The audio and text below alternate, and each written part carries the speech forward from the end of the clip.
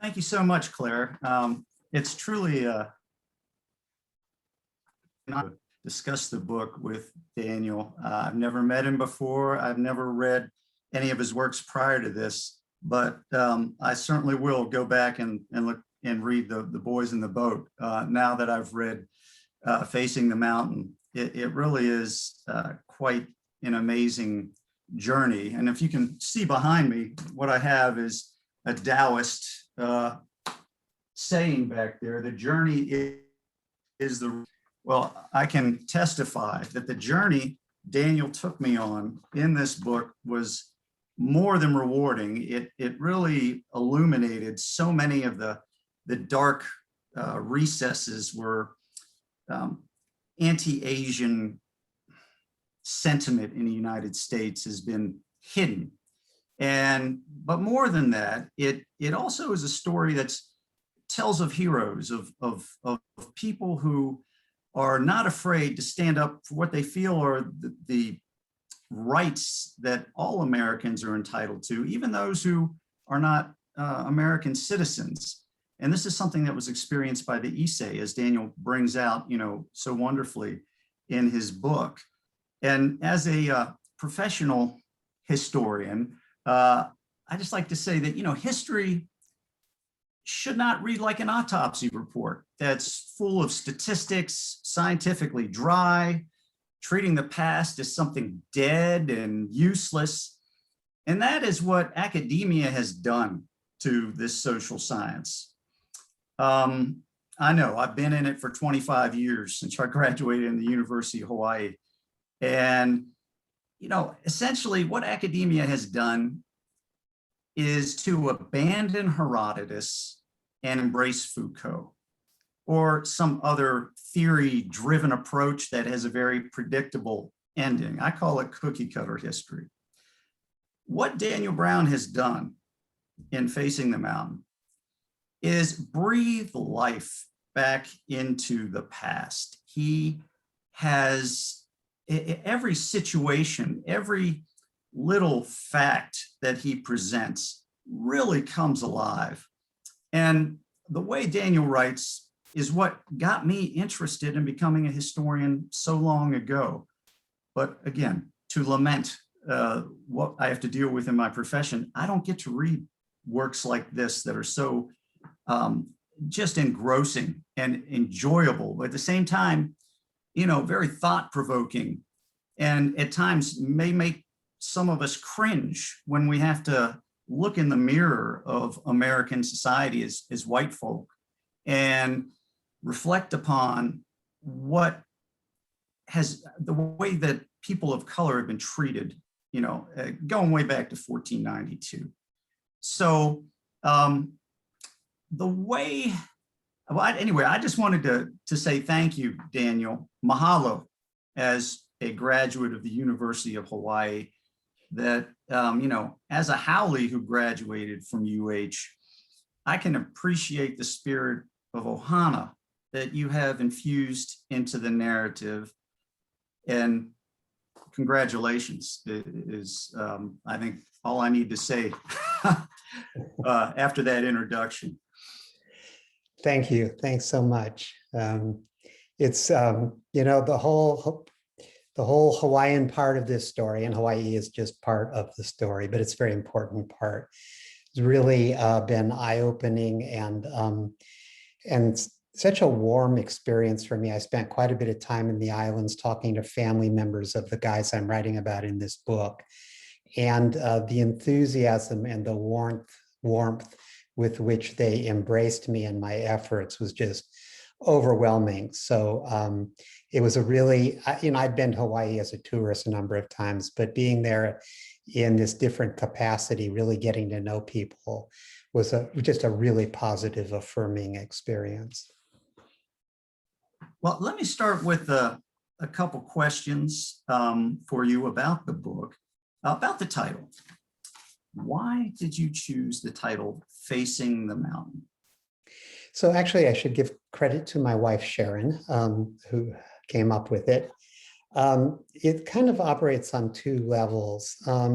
Part of the book is about the 442nd Regimental Combat Team, which was this all Japanese American fighting unit in World War II. And just as a practical matter, they were always fighting their way up the side of some mountain or another, both in Italy and in France and Germany. The Germans always had the high ground. They were always fighting uphill. But more metaphorically, what it means to me is that immediately following the attack on Pearl Harbor on December 7th, 1941, Japanese Americans and their Japanese parents, but particularly Japanese Americans, the Nisei, immediately, that very day, suddenly a mountain of problems arose in their path. One day they'd been going forward in their lives as proprietors of small businesses or running a family farm or whatever. On December 8th, all of a sudden there was this mountain of difficulties that they suddenly had to find their way either over or around in order to resume their lives. And this book is really all about that mountain and how they made it around it or over it. So do you think that they ever got to the top of it? I'd love to say that after the war, things, got immeasurably better for Japanese Americans in terms of the racism and prejudice that they had experienced beforehand. But certainly in the immediate aftermath of the war, not that much changed. Those who had fought came back, and their parents and their families who'd been incarcerated in the camps came back to the West Coast and tried to reestablish their lives. For the most part, they met the same kinds of racism, in some cases even worse than when they had left. Over time, I think to a large extent, Japanese Americans have in many ways prevailed, particularly in Hawaii. Part of what's interesting about this, and you know this from your time in Hawaii, is that the Japanese American veterans who came back from the war came back determined to change Hawaii. When they left Hawaii, it was basically all a plantation, one big sugarcane and pineapple plantation, especially the outer islands. They came back from the war having bled and fought amazingly well. They came back as veterans determined to change Hawaii. And so they went to the university, they went to law school, they became lawyers and businessmen and politicians. And by the early 1950s, as a group, they began to wield a great deal of influence in Hawaii's political life and governance. Especially Daniel Inouye, Yeah. Who was still alive when I was there at UH in the 1990s. And yeah, you're right. When I got there in the 90s, it was a much different place in so many different ways than it had been just before Pearl Harbor. Yeah. And it's a testimony to what people like Daniel Inouye and Kotz did to make those changes and to make it a little more pono, a little more equitable. Yeah. And so, this is another thing that I really enjoyed about your book, because I was in Hawaii for so long, and it just brought back so many vivid memories that I have being either in the forest or being on the Dole pineapple plantation or the sugarcane plantation, which used to be there, by the way. They shut it down in the 90s on the North Shore on Oahu. But that was still there when I went there. And to see on campus as well, when I was there in the 90s, how the Native Hawaiians had also been able to make a big push for more equal treatment from the US government, and even got that apology in 1993 for the 100-year anniversary of the Hawaii. It's really the mountain was climbed in some senses, but in others it seems as if there's still a long way to go And yeah, so I thought that was a great choice of titles. That's what I was thinking in my mind, but I wanted to hear from you. You're the author, and this is what we're here to discover how you thought and what you experienced while you wrote the book.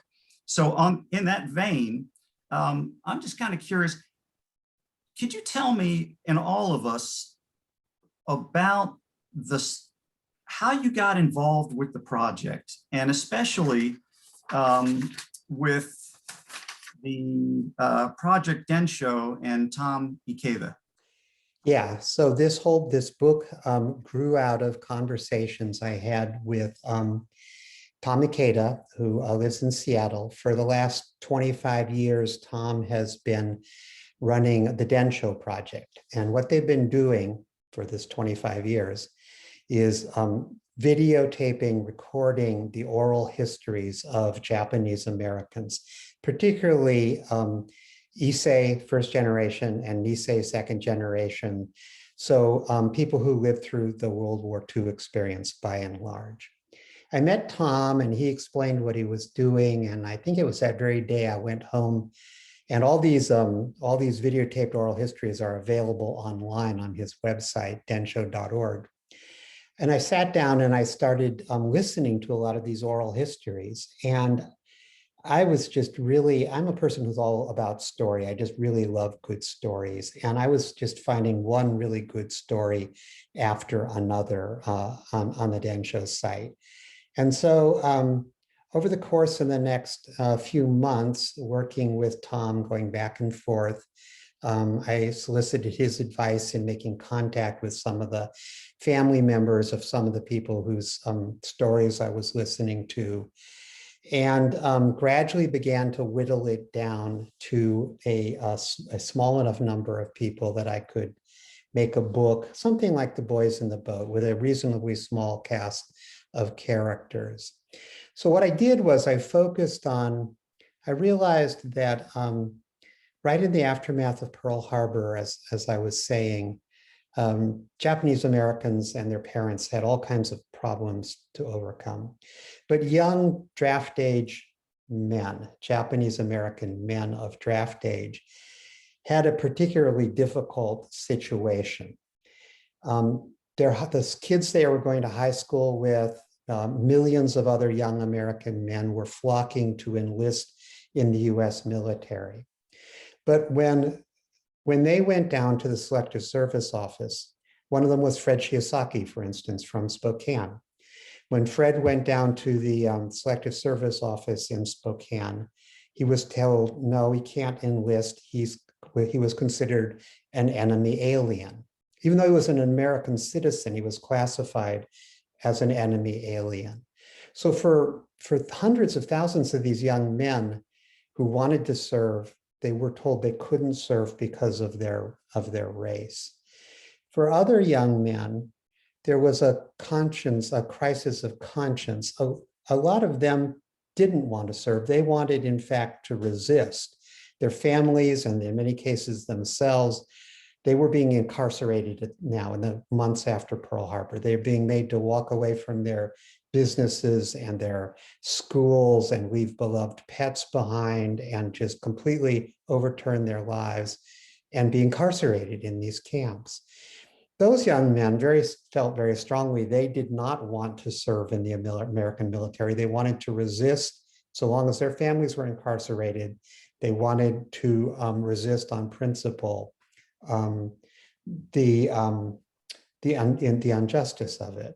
So there were these sort of two camps, these two schools of thought. And so I focused the book on several young men who confronted these problems and how they dealt with them.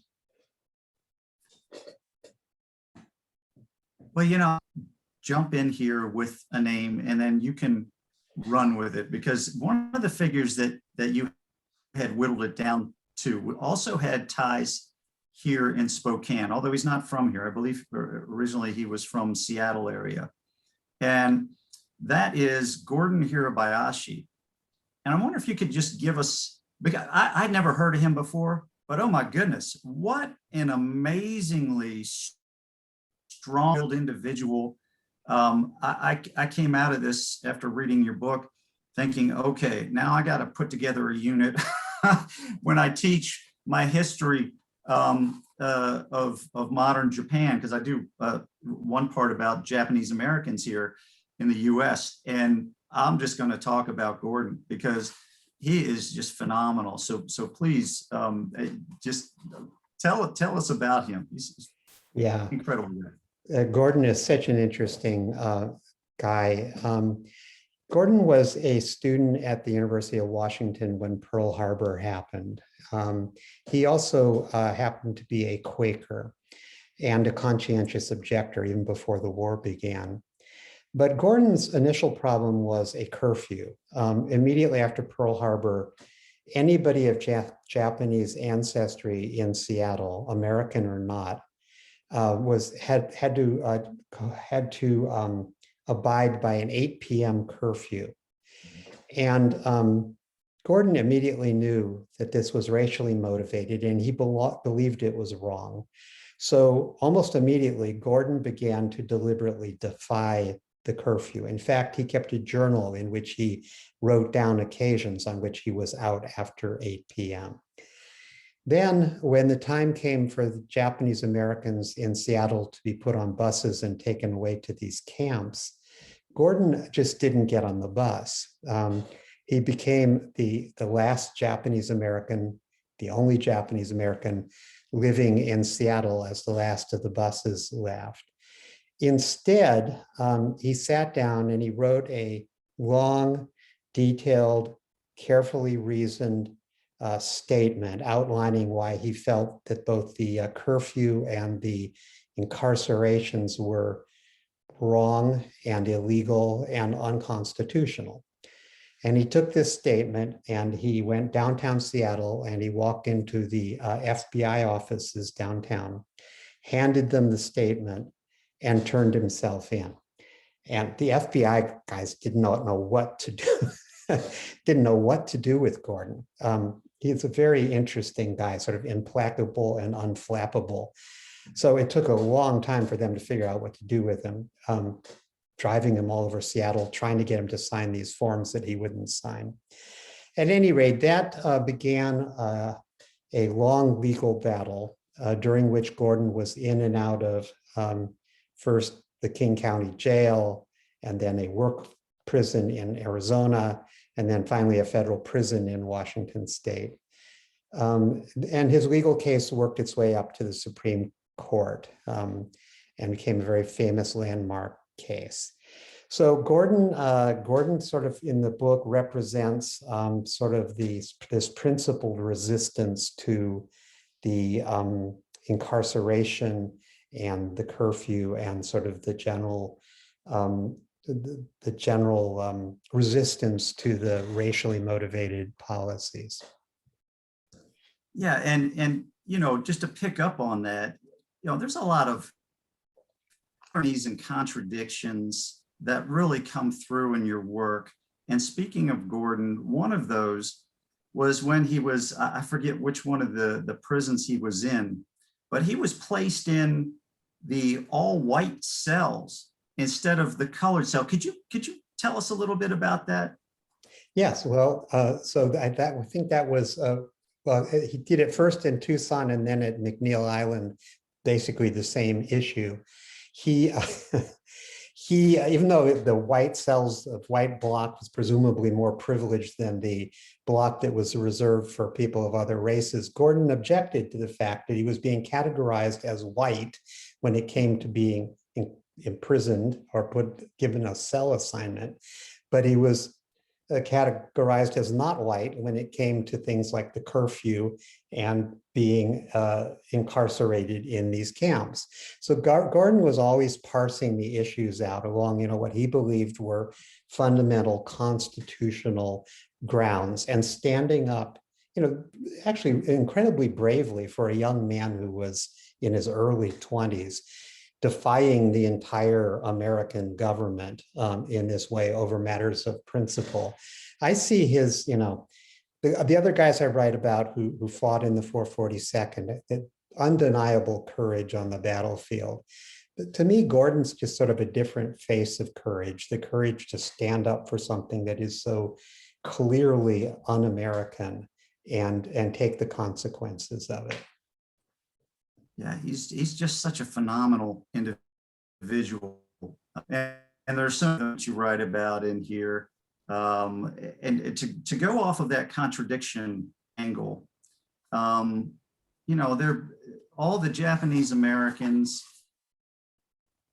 are being on the West Coast. They are put into these concentration camps, which I agree with you. That's what they are. We can use whatever political speak we want to for the times, but for all intents and purposes, taking US citizens and legal aliens and just locking them up based on race, that is a concentration camp, because you're putting them all into one space, barbed wire.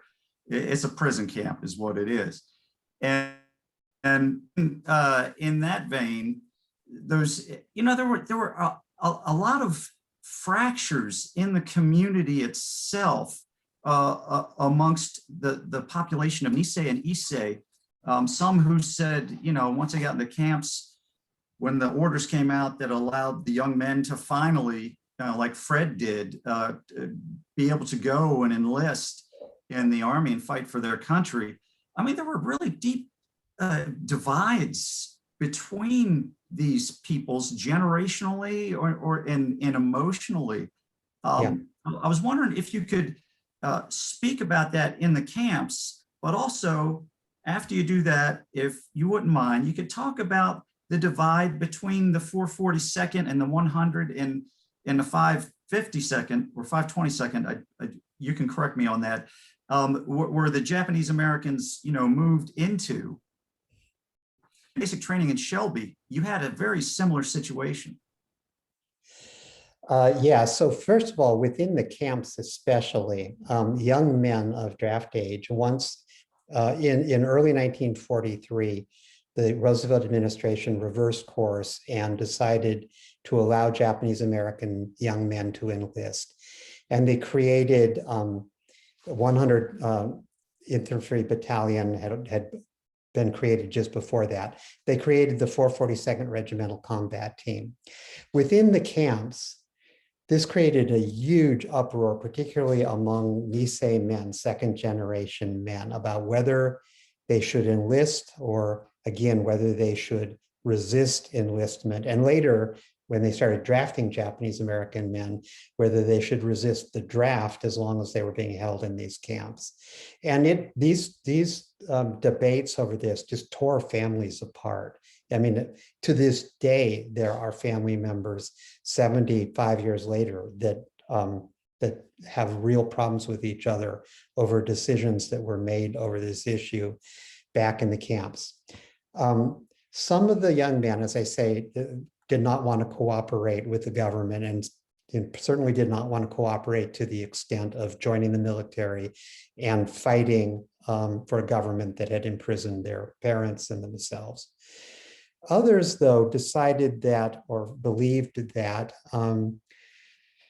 by enlisting and by serving in combat in Europe, which is where the 442nd served, that they could A, prove their loyalty to the United States, which was being questioned unfairly, but it was being questioned, and B, that perhaps things would be better for Japanese Americans when they came back, or those who survived the war came back with medals on their chests.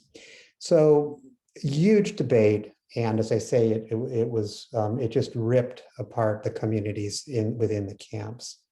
Among those who decided to enlist, they were all sent to Camp Shelby in Mississippi.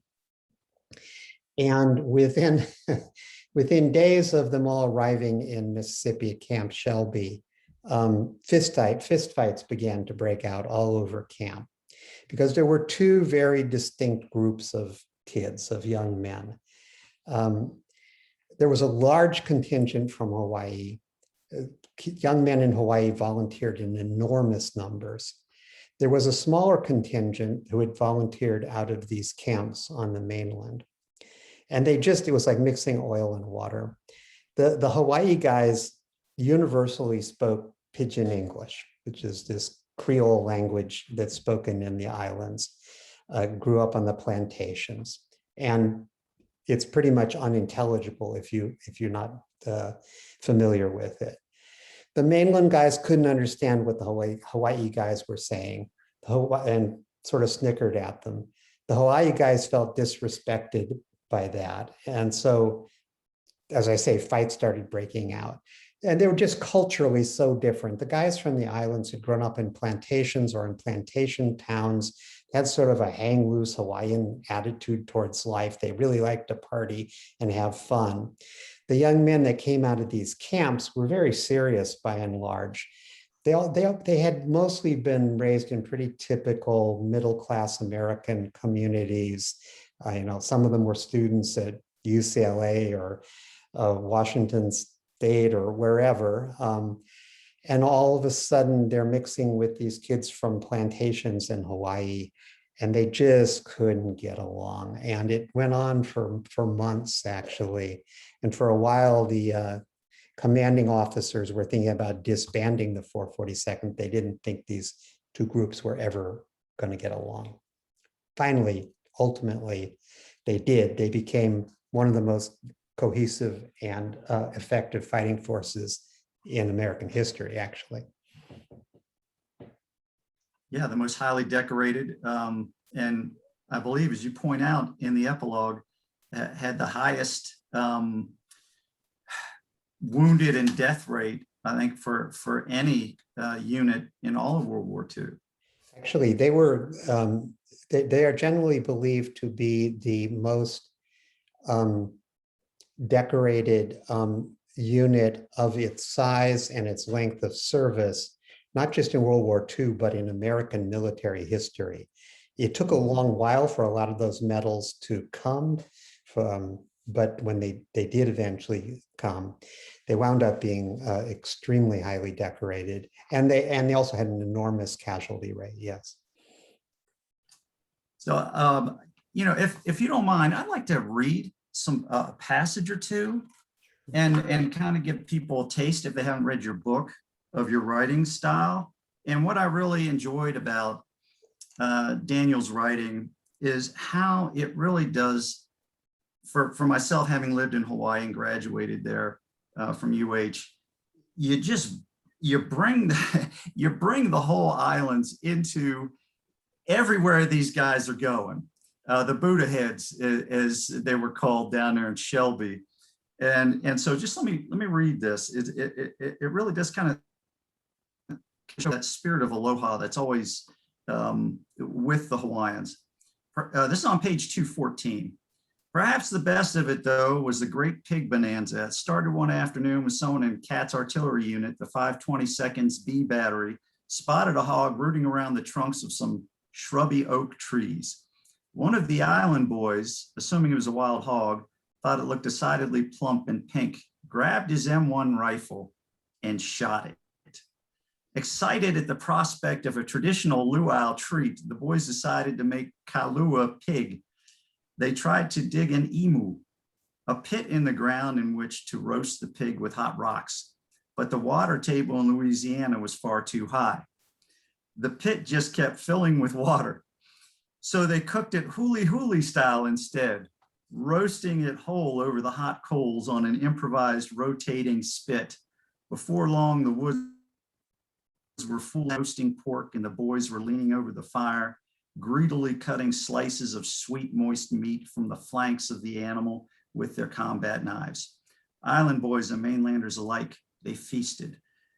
And as we were speaking, before we came on, not on air or live or whatever you want to call this, on digital time, that this is what really kept me riveted through the entire almost 500 pages of your book. And I want to say, I have read some real long books before that reminded me in many ways of the just the hell that these 442nd boys had to go through in Europe as they're climbing up the mountains and grabbing onto roofs. And so this is what I really enjoyed about your writing style. It brought every little nuance to life. I mean, I could smell, reading this passage, a pig roasting. Okay, I really could, because I've eaten a lot of huli huli when I was at the University of Hawaii. And this is the kind, like I said, of writing that I truly enjoy. It really brings history alive.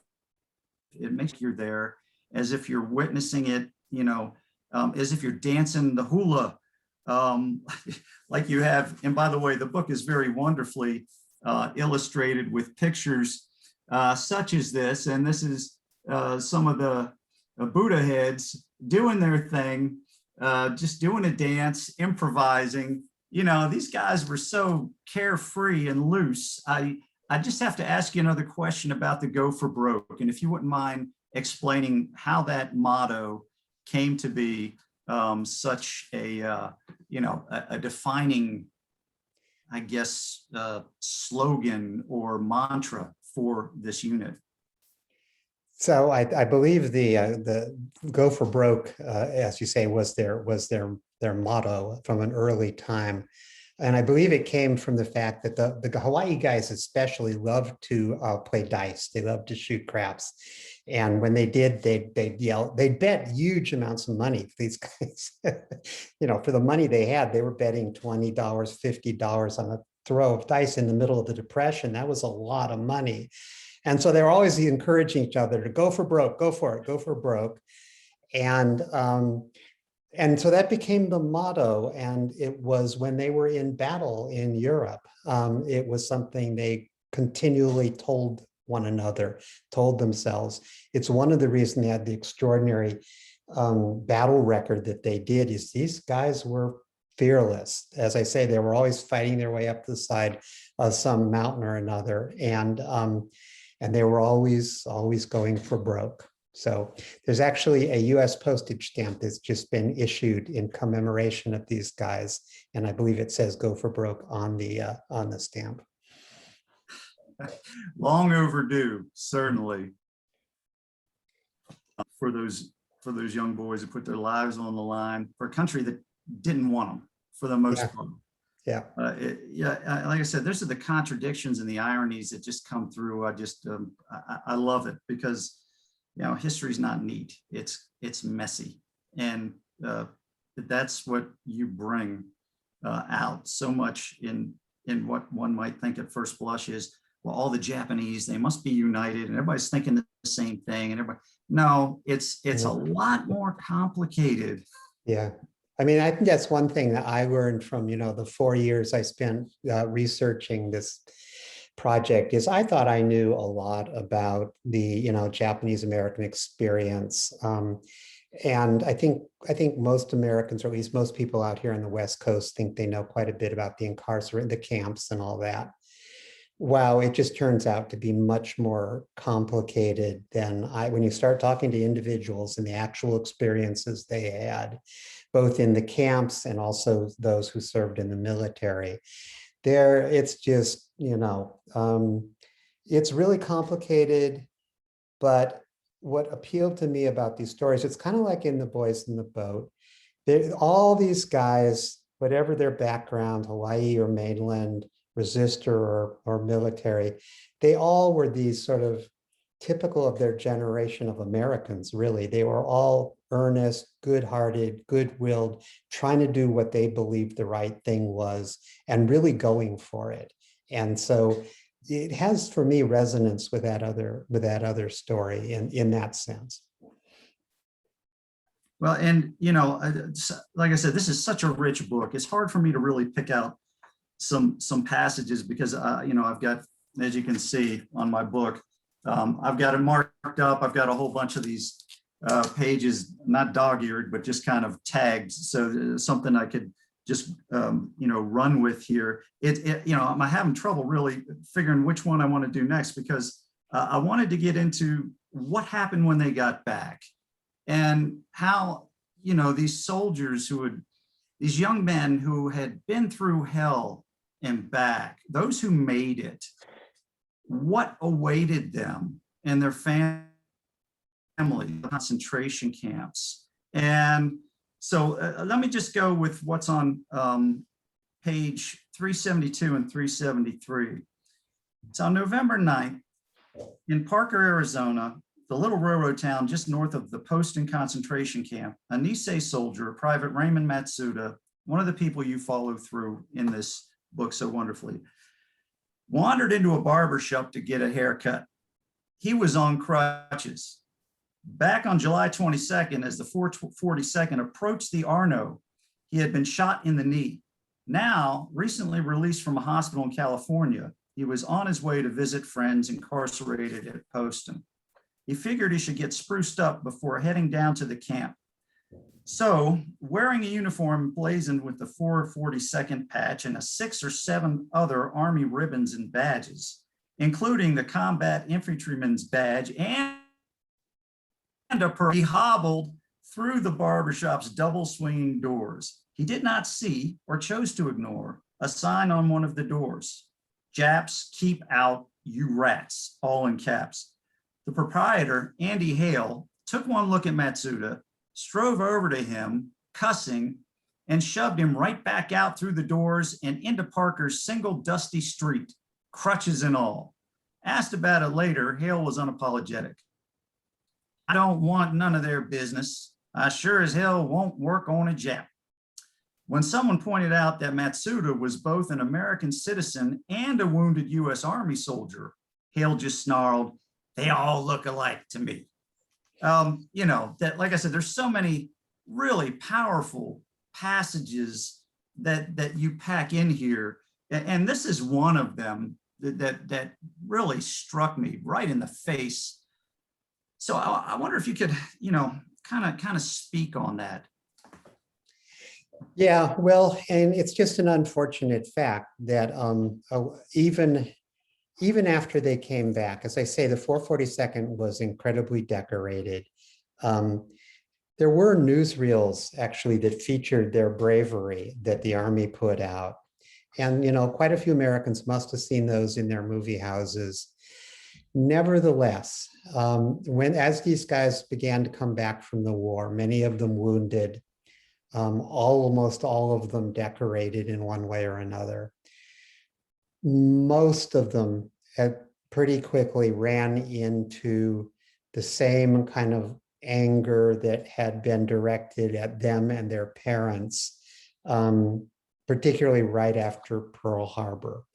People were simply unable to disassociate a Japanese name or a Japanese face from the Imperial Army of Japan. They just couldn't make the distinction between American citizens who happened to have Japanese names and, Japanese soldiers.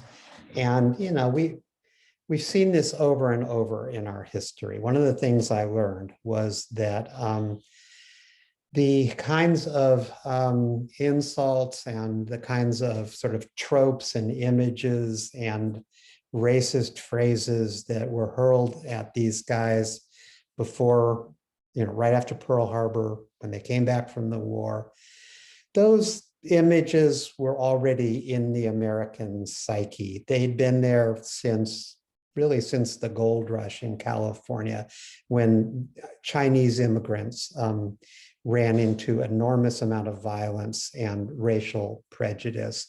There was this era called the yellow, where this notion of the yellow peril was played up in newspapers and a little bit later in Hollywood, where Asians were associated with vermin and snakes and cockroaches and disease. Those things became really sort of ingrained in the American imagination long before Pearl Harbor. So when Pearl Harbor happened, they just got recycled and brought up again.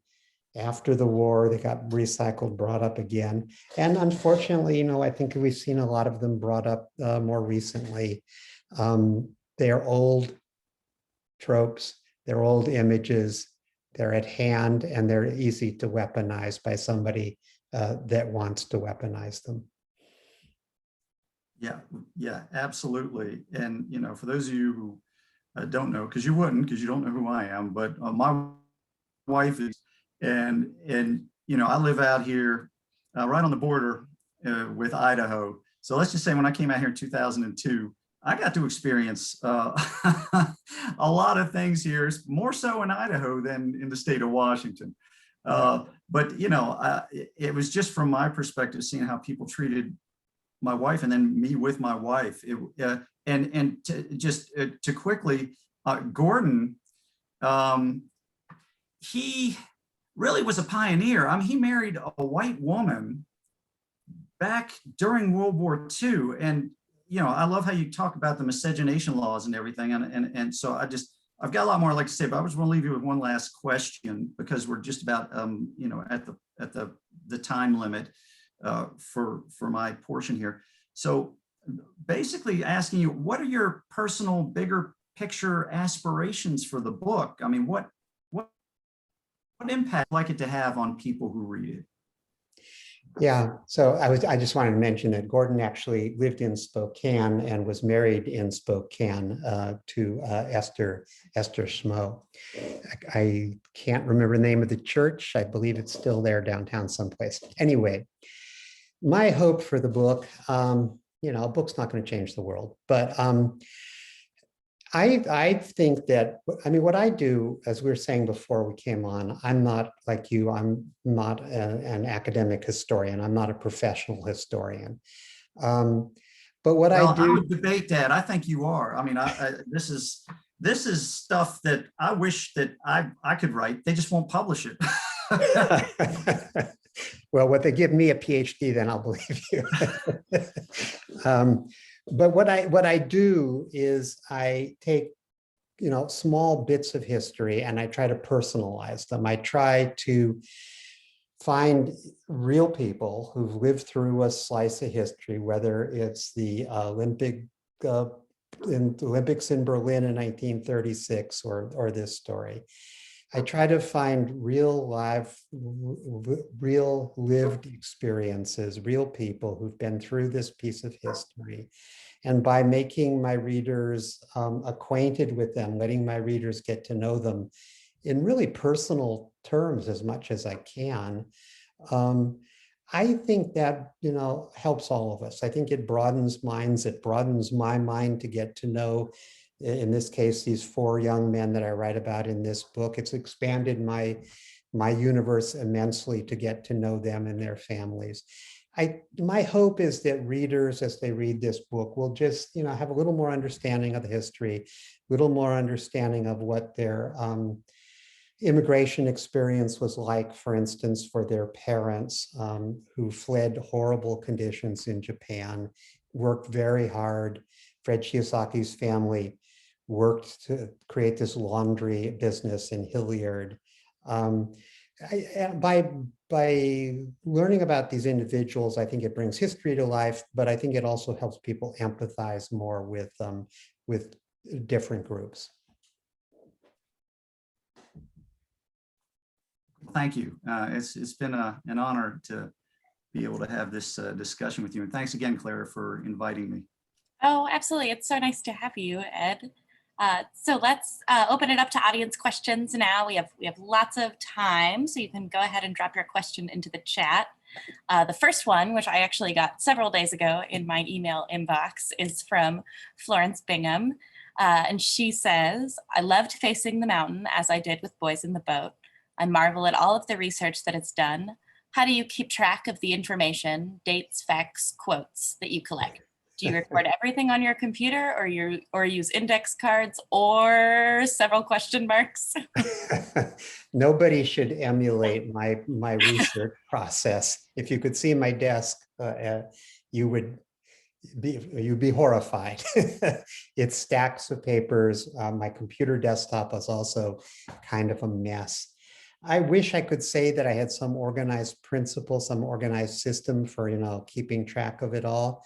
The fact is, I just immerse myself in it, and it is a constant struggle for me to keep track of so many details, because I do try to write about very particular things about the people that I'm talking about. So of course I keep, I do keep folders on my desk. My computer desktop is organized into folders within folders within folders within folders. So there's one of my characters is Katsumiho, this young man from Hawaii.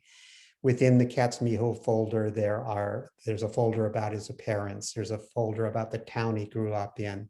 There's a folder about the high school he went to. So I do organize stuff in that way. But the frank answer is it's pretty messy.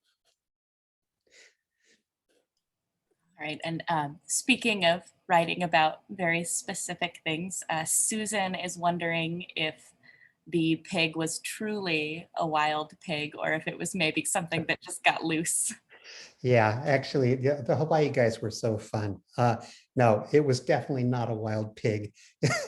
It was, and they should have known it. If they didn't know it was a sort of pink plunk pig, it really didn't look like a razorback hog or anything like that.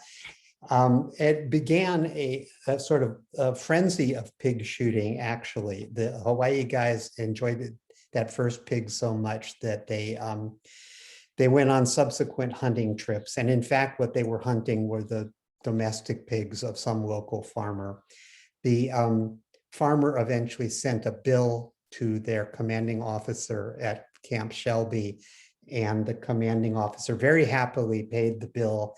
He was glad to have these guys finally bonding over something, even if it was just barbecued pork. All right, we have another question from Delaney. They say Camp Amachi, Granada, Colorado is in the process of becoming a national park. This is a camp being restored with descendants' input. The cemetery is very touching and honors the residents and those who served. Have you been following this process? It started 25 years ago by the Granada High School history teacher. Every class has been involved. Yeah, I am aware of what's going on at Amachi. And, I would recommend to people that if they get a chance, particularly if they read the book and are moved by it, for many of the camps, there are annual pilgrimages.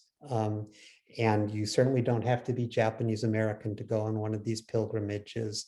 There's a big one in Heart Mountain, one of the camps this summer. They're really interesting, rewarding trips. You learn a great deal by going to the site of one of these camps. Some of them, there's virtually nothing left. The one I write most about, because one of the guys I follow was in Poston, Arizona, and there's basically nothing left to see at Poston.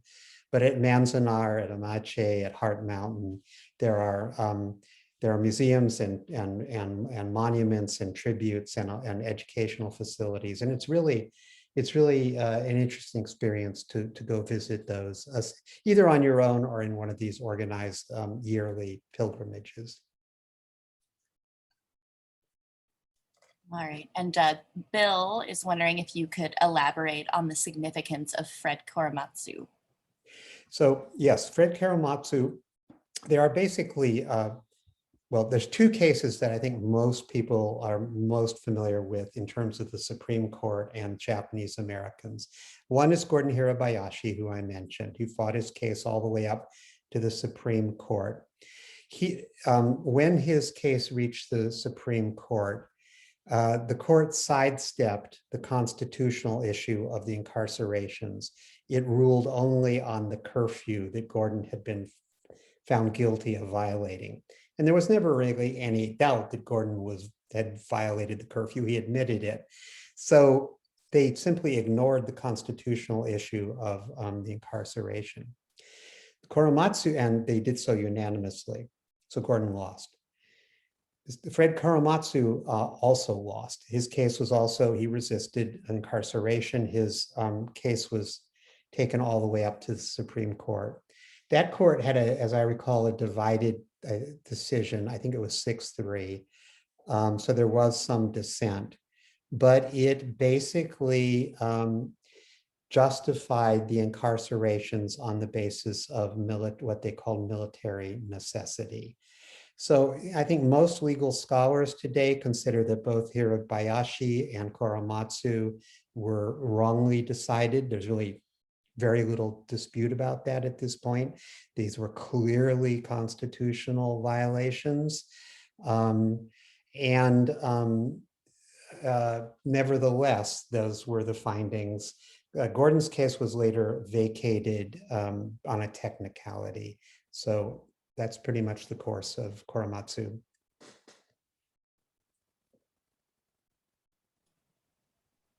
Well, I think that we will leave it there for tonight. Thank you so much, Daniel, for joining us. It really is just fascinating, and it's very fun to have it have that local connection to Spokane. I can't tell you how much people came up to the register to me this week and said, "Oh, I have a story." So it's really nice to have you. And thank you so much, Ed, and thank you all for joining us.